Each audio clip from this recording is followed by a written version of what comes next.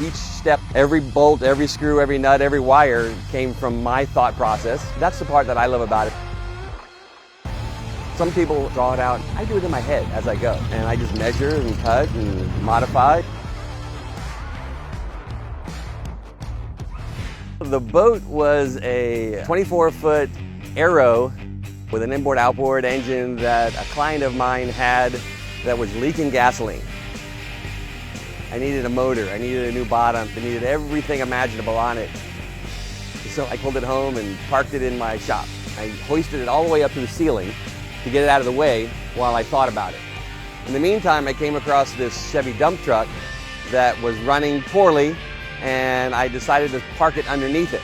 So I'm looking at it one day and I'm thinking, I could lower the boat, connect the boat to the truck and make them work. And then when I started cutting out the front of the boat, it hit me that it looks like a mouth of a shark.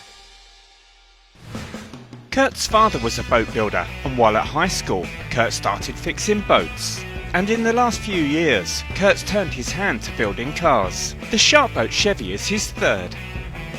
Kurt did almost the whole build himself, from cutting out the cab and lowering the suspension to custom painting the shark teeth.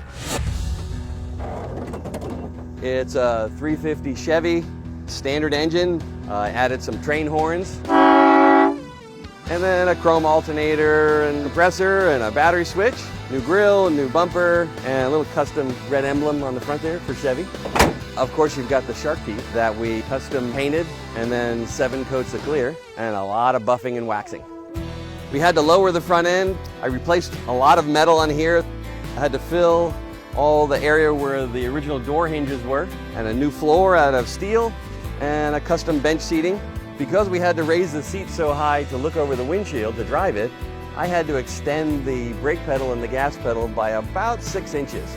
Of course, I got my air conditioning fan. This shark has some serious features, but they don't end there. I put in a touchscreen with 3 cameras. It allows me to see what's ahead of me because I can't really see everything. So I'm able to look to the right, to the left, and ahead.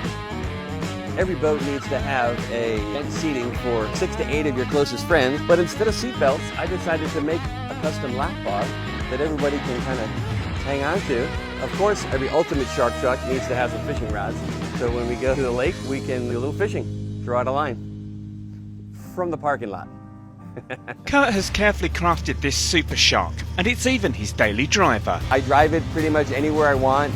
It is a little bit low to the ground. I lowered the front 3 inches with 3-inch spindle drops where it almost bumps the tires on a speed bump. I think the craziest story is driving down the roads with people taking pictures left and right.